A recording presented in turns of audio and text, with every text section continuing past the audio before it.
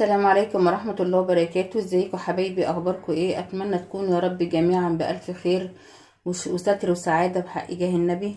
النهاردة ان شاء الله يا حبايبي هنعمل مع بعض كيك الرواني. الكيك ده تحفة جدا، هو ميكس بين البسبوسة وبين الكيكة، فاحنا هنعمله بطريقة جميلة جدا وسهلة جدا جدا. المكونات بتاعته معايا كوباية سكر، كوباية دقيق سميد، كوباية حليب او لبن، كوباية الا معلقتين كده زيت على سمنة، 3 بيضات، كوباية دقيق، معانا بيكنج باودر ومعانا فانيليا. فدي كلها دي مكونات الكيك بتاع الرواني. هنعملها مع بعض في منتهى السهولة. وانا عملت ليها شربات، كوباية ونص سكر على كوباية ونص مية، وخليتهم لا بين التقيلة وبين الخفيفة، مش تقيلة ولا خفيفة يعني، عشان اول ما تطلع البسبوسة او الكيكة من الفرن هسقيها بيها على طول. تعالوا بقى نبتدي نعمل مع بعض الخطوات بتاعة الكيك.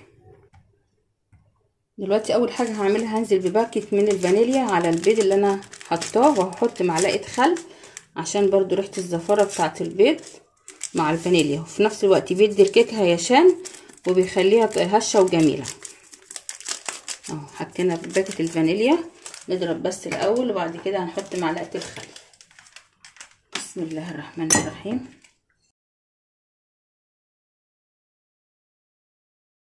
دلوقتي انا ابتدي انزل بمعلقة الخل، معلقة صغيرة اهو يا حبايب قلبي.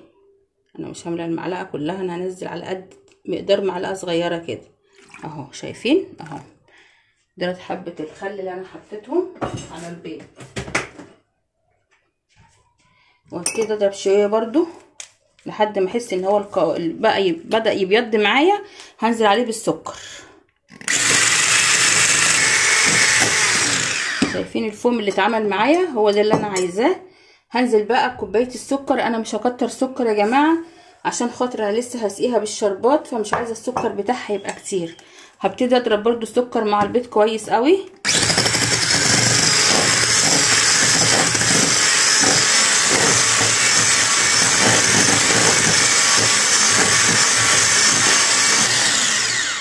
لازم نوصل البيض معانا للمرحله البيضه دي. بصوا البيض بقى يعني لونه ابيض ازاي، الفوم بقى لونه ابيض. هبتدي انزل بقى بالسمنه معايا والزيت اهو. هنزل برضو وانا بحطهم كده هضرب فيهم حبه حبه.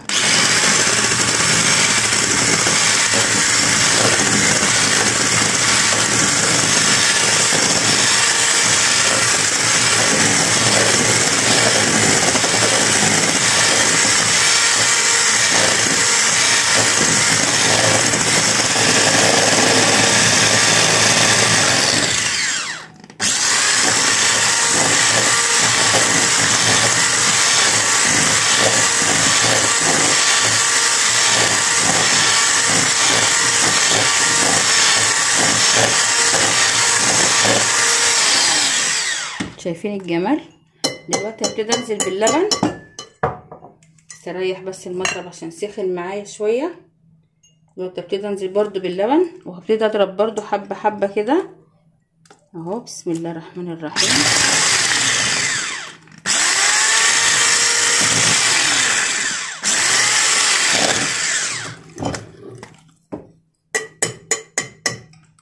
انا هبتدي اجيب المضرب العادي عشان ده هيطرطش ويغرق لنا الدنيا اهو. احط بقيه اللبن كده وابتدي اضرب انا بالمضرب العادي اليدوي ده كده احسن، عشان ده هيطرطش علينا الدنيا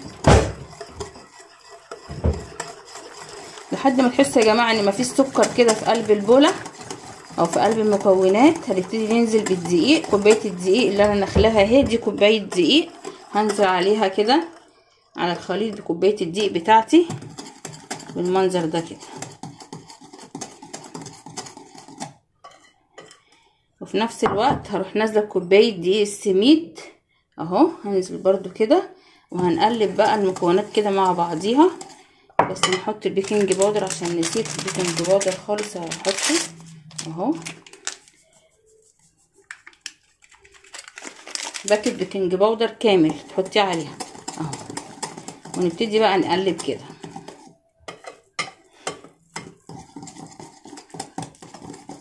انا مش عايزه الخليط تقيل، لان كده كده دقيق السميد بيشرب السوائل اللي معانا.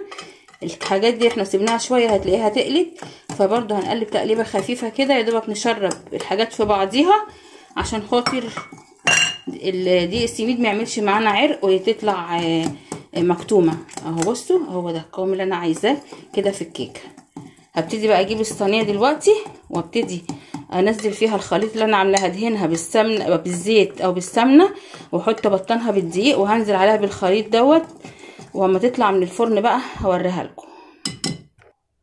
الصينيه اهي يا جماعه مقاس 24، هننزل فيها كده معلقه سمنه، ونعمل الجناب ونعمل القعر، وهنجيب حبه دقيق صغيرين هنعفر بيهم الصينيه، وهنحط فيها الخليط بتاع الكيك او الرواني.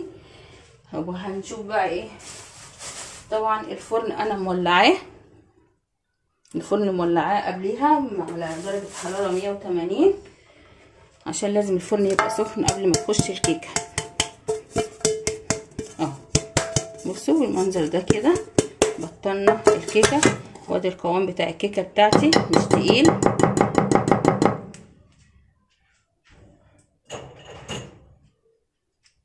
وهننزل كده بالقوام بتاعنا او بالعجينه بتاعتنا بالمنظر ده.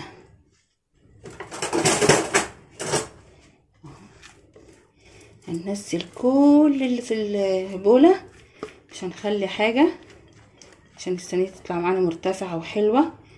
وندخلها الفرن بقى، ولما تطلع هوريها لكم يا حبايب قلبي الجمال والروعه بتاعه كيك الرواني. تحفه، جربيها حلوه جدا. طبعا الصينيه نمسكها نخبطها كده عشان لو فيها اي هوا نطلعه منها، وهندخلها الفرن. وما تطلع هوريكم انا هسقيها ازاي. الكيكه اهي حبايب قلبي بعد ما طلعت كيكه الرواني، بعد ما طلعت من الفرن على طول اهي. شايفين الجمال والروعه؟ تحفه ازاي، جميله جدا. دلوقتي انا هبتدي انزل عليها بالشربات اللي انا عاملاه اهو. هسقي بقى كده الصينيه كلها كده. انا مكترتش فيها السكر عشان انا بسقيها بالشربات زي ما انتم شايفين كده. وكل ما تشرب الشربات تعرفوا ان كده الكيكه بتاعتكم ناجحه، او كيكه البسبوسه او الرواني بتاعتكم كده ناجحه 100%. فلو انت لسه في فايض من السيرم برضو، السيرب بتاعها او الشربات بتاعها حبه كمان حطيهم، هتبقى جميله جدا وطريه جدا. اهو انا فايض عندي شويه كمان، هبتدي برضو اسقي كده على الحروف كده وفي النص. هتطلع معاكي بقى احلى كيكه رواني هتعمليها في حياتك. بصوا الجمال والروعه، بصوا طالعه قابله ازاي وحلوه ازاي. بصوا الجمال، تحفه تحفه جدا جدا جدا. اهي جربي بقى طريقتي يا حبيبه قلبي. ولو حبايب قلبي الكيكه بصوا اللمعه اللي فيها والجمال، شكلها تحفه. دلوقتي والله لسه سخنه، انا مش طايقه امسكها برضو، بس انا هقطعها معاكم اوريكم السمك بتاعها والجمال بتاعها. جميله جدا، بصوا الجمال، بصوا طريه ازاي، هشه وجميله ازاي، تحفه. جربيها مش هتندمي. بس قولي لي ايه رايك بالامانه. اهو تقطعها كلها عشان خاطر ايه. بصوا بقى انا بحاسب عليها على قد ما اقدر من كتر الهيشان والطراوه بتاعتها التحفه. جميله جدا جميله جدا. شايفين حتى طالعه في السكينه تحسي ان هي بسبوسه. بسم الله الرحمن الرحيم. انا بقى عايزه اطلع بمعلقه كده عشان خاطر هي مش مستحمله، لو السباتشولا نزلت فيها ولا حاجه هتهريها.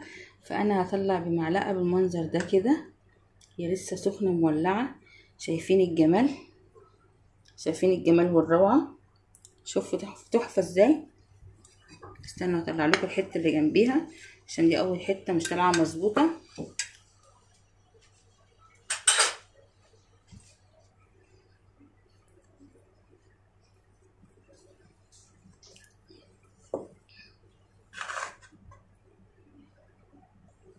شايفين بقى شايفين الخفيه والجمال والروعه؟ شايفين يا جماعه؟